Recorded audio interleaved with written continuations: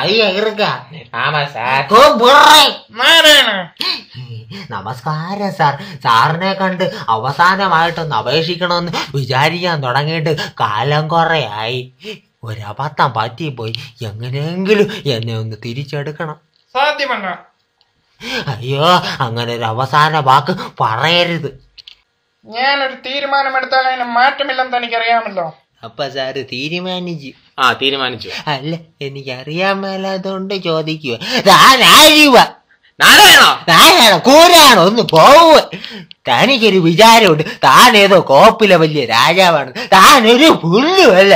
1-2 ദിവസം ലണ്ടനിൽ പോയി ഏതോ ഒരു റിച്ചാർഡ് സാഹിബിന് അഴിവെച്ചു കൊടുത്ത് കിട്ടിയ കാശ് കൊണ്ട് ഒരു പഴയ കൊട്ടാരം മേടിച്ച് ഒരാശുപത്രിയും തുടങ്ങി അവിടെ കുറെ ഭ്രാന്തന്മാരെ പട്ടാളച്ചിട്ട പഠിപ്പിക്കുന്ന ഒരു വിവരം കേട്ട പണ റാസ്കല്ലിയോടോ താൻ. തന്നെ ഞാൻ പറയണമെന്ന് വിചാരിച്ചിട്ട് കാലം കുറെ ആയി.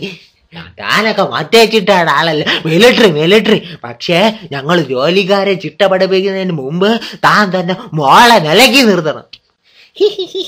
യൂക്കാലിപ്റ്റസ് മരങ്ങൾക്കിടയിൽ പരസ്പരം കെട്ടിപ്പുണർന്ന് മരം ചുറ്റി ഓടുന്ന 2 യുവ മിഥുനങ്ങളെ ഞാൻ കണ്ടു.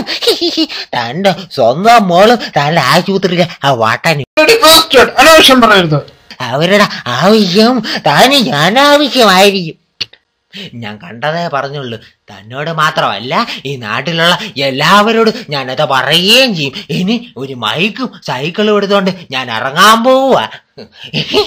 രവീന്ദ്ര, തന്നെയും തന്റെ മോളെയും ഈ നാട്ടിൽ ഈ നാരായണ നാറ്റിച്ചില്ലെങ്കിൽ തന്റെ പേര് തന്റെ പട്ടി താൻ തന്നെ ഇട്ടോ. പോട്ടെ സാർ.